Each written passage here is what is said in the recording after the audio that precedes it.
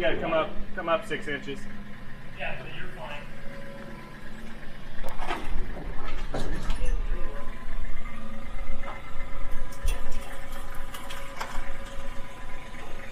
We're good up here. We got 6 inches.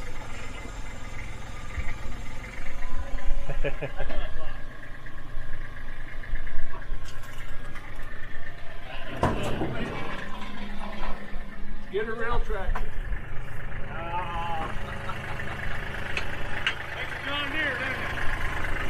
John Deere, guys. Pull up.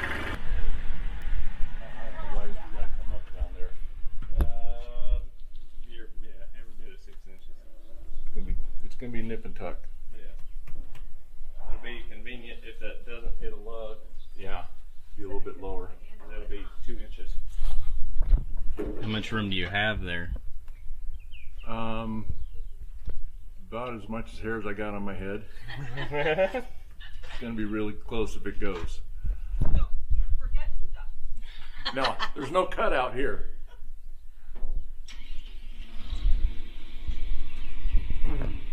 I can't imagine they took that off. It came out real easy, you know. Yeah. Oh no, I mean the throttle. Oh, The rest is going to be fine. there's no paint that's marred, so I don't see no tattletales.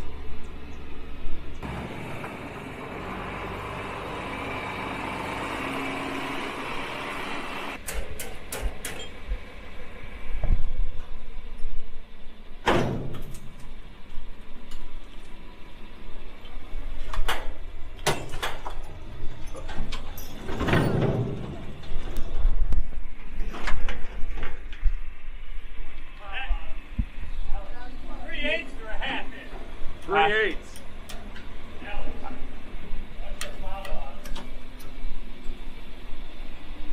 don't like that.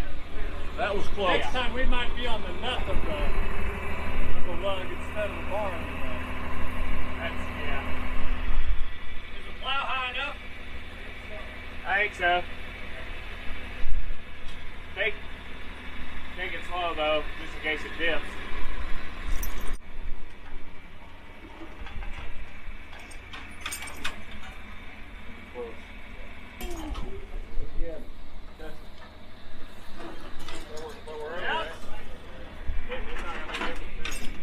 This is the first time the tractor has seen daylight in almost 30 years. The tractor has a 5-bottom power lift plow, the company's own design and one of the first in the industry. Emerson Branningham saw the growing need for smaller tractors, so in 1913 they introduced this tractor, the Big 420 Model D.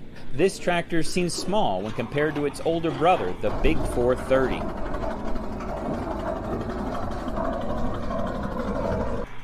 The tractor is out, but there's still a lot of work to be done. This isn't the only Big 420 Allman sold this year. In April, Allman sold another Emerson Big 420 like this one. That tractor has quite a unique story. It's owned by Wilfred Mole from South Africa, but the tractor had been stored thousands of miles away in England. If there was a Guinness Book of World Records for the most traveled antique tractor, it would go to this Emerson Big 420. Kurt Allman spoke with Wilfred and got the rundown on this heavily traveled tractor.